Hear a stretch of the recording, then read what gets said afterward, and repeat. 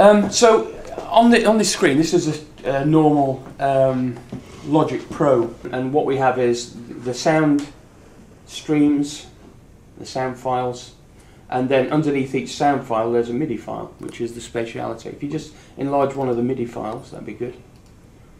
So you can actually see here, like this will be, sorry, not your finger, cheeky.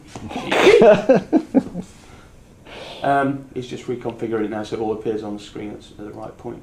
But it's normally MIDI controller value, MIDI controllers 2, 3 and 4, is that right? Or 3, 4 and 5? We have 2, 3, 4. 2, 3, 4. So each MIDI channel has controller values 2, 3 and 4. Okay. And that would be left, right, front, back, up, down. And so you can see it's just normal MIDI controller value data, which is then translated by 3D Audioscape into spatiality. And that's the same for every track. So you just assign each track to a particular output, and then it spatializes in that particular way. So if we just solo one track, we can show you, yeah? Drums. Drums. And we can move it around live. So.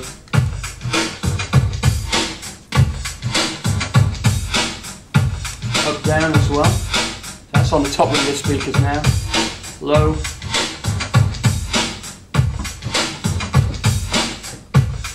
Pretty cool, eh? Yeah. So you can see how easy it is. You can program stuff live. It feels just that kind of, to me it's like already it's just going beyond surround sound. Yeah, oh, it's way beyond. It's got a more real kind of solidity to it because it's kind of, it is three-dimensional sound, it's ambisonic. So, but the thing is, it's very easy to use, very easy to teach people how to use it, and very easy to record stuff, play it back, check it's working. And also, if you go back to the diagram, sorry.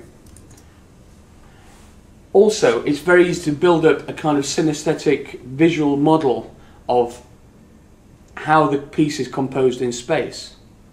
You know, so you can actually see how it's constructed, how well balanced it is. You know, what the nature of it is. I mean, if I'd have had a tool like this for stereo mixing in all my productions in the last 30 years, I'd have been very happy, frankly, even for a stereo mix. So we designed it to be easy to use by musicians and creators. And there is no other system in the world that is. There are other ambisonic systems, but there are no other systems that are so easy to understand and to use intuitively. Also, if you could just show some manipulation of the actual view. You can zoom in and out. It's based around a kind of QuickTime VR thing. So you can look at it from any angle you wish. You can look at how it's spatially distributed from above, for instance. You can look at you can zoom in. You can show where the speakers are.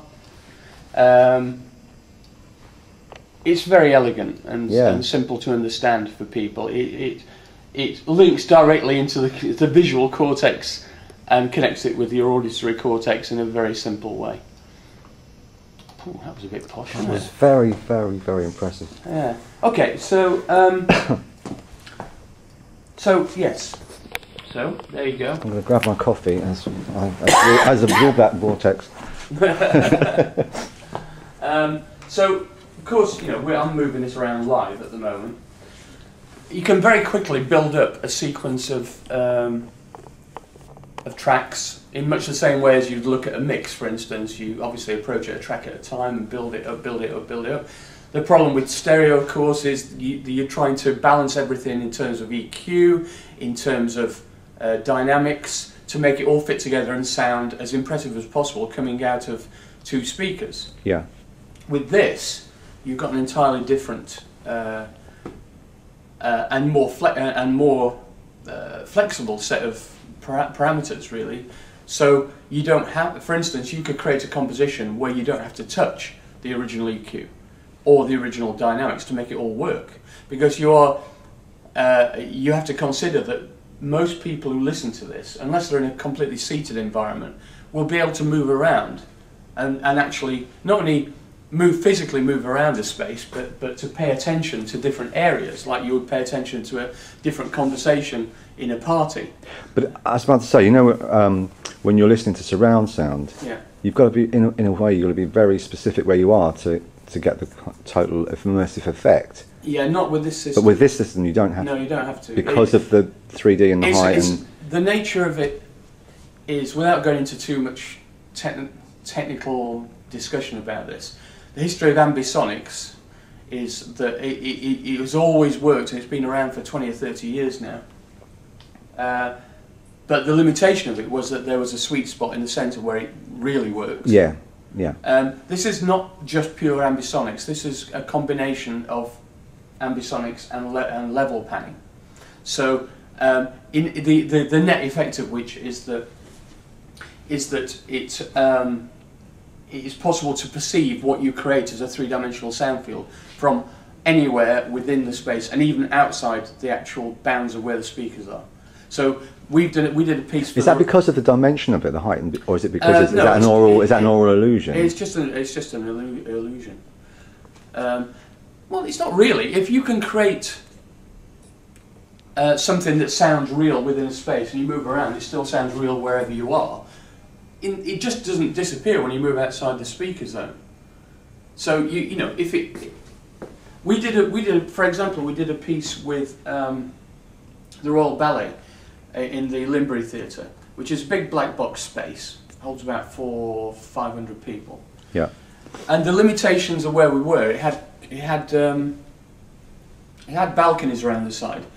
But the only place we could attach the speakers were on scaff bars in front of where some of the people were on the balconies. So consequently, the people who sat on the balconies were actually outside, technically outside the field, but you could still clearly perceive it as a three-dimensional sound field. That's great, yeah. So proof of the pudding's in the eating as far as I'm concerned. Yeah.